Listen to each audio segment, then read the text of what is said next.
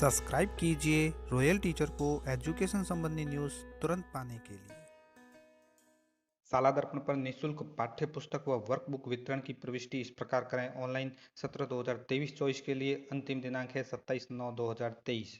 जी हाँ साथियों, इस वक्त की बड़ी खबर की बात करें तो दोस्तों, जैसा कि आप सभी जानते हैं कि सभी राजकीय विद्यालय में जो भी विद्यार्थी अध्ययनरत है उनको प्रति वर्ष निःशुल्क पाठ्य पुस्तक अध्ययन हेतु दी जाती है। इनकी भी कुछ कैटेगरी निर्धारित की गई है कि किन किन को फ्री टेक्स्ट बुक्स दी जाएगी, किन को नहीं दी जाएगी, उसकी भी बात करेंगे। साथ ही इसकी ऑनलाइन जो प्रविष्टि शाला दर्पण पे की जाती है उसके संबंध में भी आदेश जारी किया गया है। और इसके अलावा एक और आदेश जारी किया गया है जो इसके साथ ही इसी से रिलेटेड है कि अगर आपने अभी तक सत्र 2023-24 के लिए नामांकन अपना शाला दर्पण पर ऑनलाइन नहीं किया है तो उसकी अंतिम दिनांक भी निर्धारित कर दी गई है। उससे पहले पहले आपने अंतिम दिनांक से पहले पहले आप है वो शाला दर्पण पर नामांकन ऑनलाइन कर लीजिए ताकि आपको निःशुल्क पाठ्य पुस्तक उपलब्ध हो सके।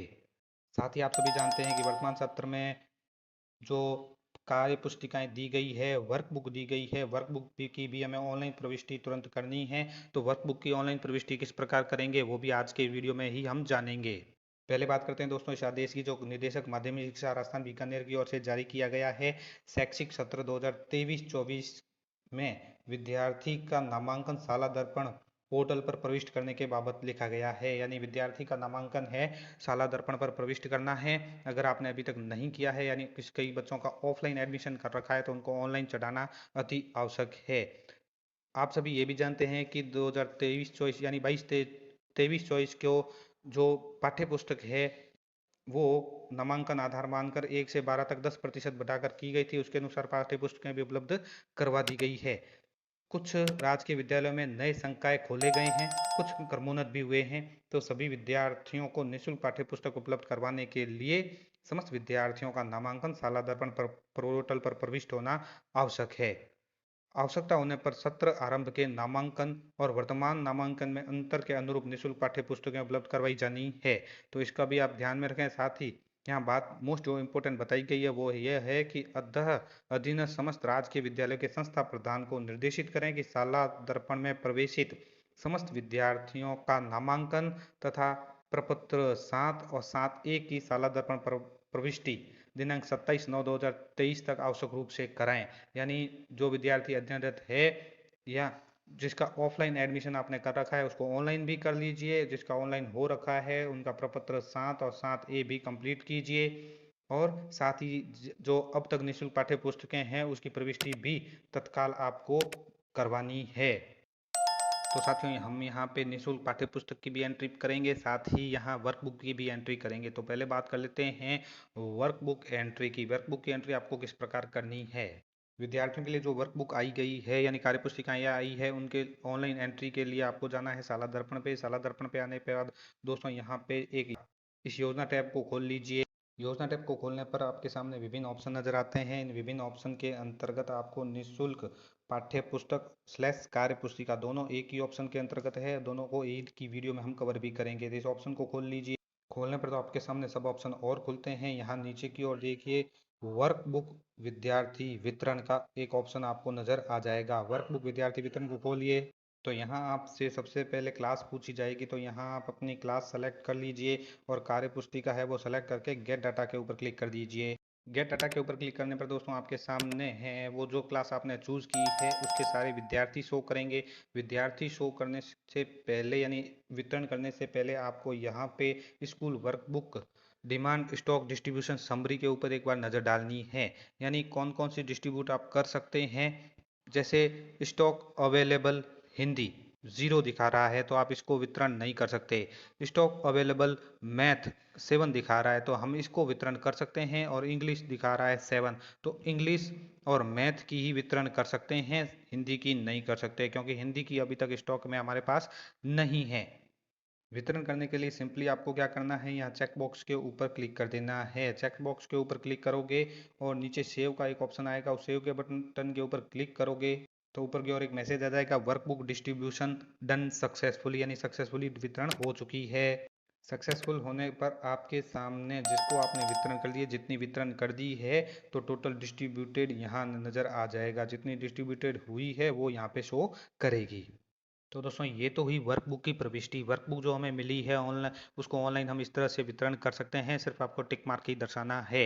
अब बात करते हैं निःशुल्क पाठ्य पुस्तक की, तो उसको कैसे वितरण आपको करना है। उसको वितरण करने से पूर्व दोस्तों एक बात हमें ध्यान में रखना आवश्यक है कि कब जो किन किन को वर्कबुक ये किताबें निःशुल्क पाठ्य पुस्तक फ्री दी जाती है, वो है कक्षा 1 से 8 तक के समस्त विद्यार्थियों को दी जाती है और 9 से 12 तक समस्त छात्राओं को दी जाती है। अनुसूचित जाति एवं जनजाति के जो समस्त छात्र है तथा वे छात्र जिनके माता पिता आय करदाता नहीं हैं को निःशुल्क पाठ्य पुस्तक है वो उपलब्ध करवाई जाती है। निःशुल्क पाठ्य पुस्तक की प्रविष्टि से पहले हमें प्रपत्र 9 और इसके साथ साथ प्रपत्र 7 और प्रपत्र 7A ये है वो तीनों कंप्लीट करने आवश्यक है। ये तीनों ही ऑप्शन हमें विद्यार्थी टैब के अंतर्गत मिल जाते हैं, जहां मैं आपको दिखा देता हूं कि प्रपत्र जो 7 है वो संकाय और ऐच्छिक विषय प्रविष्टि के संबंध में है, जिसके लिए लागू होता है वो ये प्रविष्टि करेंगे। तृतीय भाषा व्यावसायिक विषय प्रविष्टि 7A के अंतर्गत होती है और विद्यार्थी की विस्तृत विवरण प्रविष्टि 9 के अंतर्गत होती है। ये तीनों प्रपत्र यहीं पे मिलेंगे जो सभी विद्यार्थियों के कंप्लीट आपको करने हैं। इसके उपरांत आपको जाना है वापस योजना टैब के अंतर्गत। ये जो योजना का टैब नजर आ रहा है इसको खोल लीजिए और इनके अंतर्गत जो सब ऑप्शन है निःशुल्क पाठ्य पुस्तिका कार्य पुस्तिका इसको ओपन कीजिए।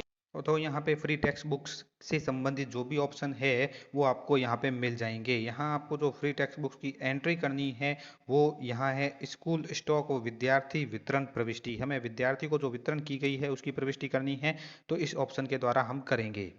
खोलने पर यहाँ हमसे पहले सबसे पहले क्लास ग्रुप मांगा जाएगा। क्लास ग्रुप 2 है, कक्षा 1 से 8 और 9 से 12 दो ग्रुप बने हुए हैं। अगर यहाँ पे आपको पुस्तकें शो नहीं करे तो कक्षावार पुस्तकें प्रदर्शित नहीं होने की स्थिति में फ्री टेक्स्ट बुक्स प्रोफाइल में आपको पुस्तक सेलेक्ट करनी है। तो उसके बाद आपके सामने गो बटन के ऊपर क्लिक करने पर इस तरह के ऑप्शन शो हो जाते हैं। ये ऑप्शन मोस्ट इंपोर्टेंट है कि आपको वितरण जो करना है वो कैसे करना है। तो एक एक ऑप्शन को मैं आपको यहाँ पे क्लियरिफाई कर देता हूँ। सबसे पहले यहाँ जो ये ऑप्शन है वो आपको क्लास शो करेगा, उसके बाद ये सब्जेक्ट शो करेगा और यहाँ बुक का नाम, जैसे आओ भाग सीखें भाग 1 भाग 2 भाग 3 ये सारे हैं वो यहाँ पे किताब के नाम रहेंगे। और इसी तरह जो उसके बाद का ऑप्शन है ये ऑप्शन नोडल से वर्तमान सत्र के लिए कुल इशू पुस्तकों की संख्या दर्शाएगा। यानी कि मैं जो नई पुस्तकें नोडल से मिली है, कुल इशू पुस्तकें हैं वो ये मिली है। और इसके अलावा गत सत्र की, यहाँ पिछला सत्र जो 2022-23 था उसमें गत सत्र में शेष अवितरित नई पुस्तकों की संख्या है वो यहाँ पे है। यानी पीओ से हमें ये मिली, ये हमारे पास पहले से मौजूद थी और स्टूडेंट द्वारा लौटाई गई यहाँ पे शो करेगी। यहाँ 0 इसलिए शो हो रहा है क्योंकि ये क्लास 1 है। आप सभी जानते हैं कक्षा 1 से 3 तक पूर्ण रूप से निःशुल्क पाठ्य पुस्तकें हैं वो 100% देनी है। उसके बाद जो कक्षा 4 से लगा के आगे है वो 50% वापस लेकर हमें वितरण करनी होती है, तो इसलिए यहाँ पे 0 शो कर रहा है। इसके अलावा आगे जो कॉलम आता है वो ये है कि गत वर्ष की शेष अवितरित नई पुस्तकों की संख्या जो नोडल को लौटाई गई है उसकी संख्यात्मक प्रविष्टि यहाँ पे हम शो करेंगे। वर्तमान सत्र में वितरित योग्य कुल पुस्तकों की संख्या है वो यहाँ हो जाएगी। ये A B C1 और F1 का तीनों चारों का योग रहेगा, ये इन सभी का योग रहेगा।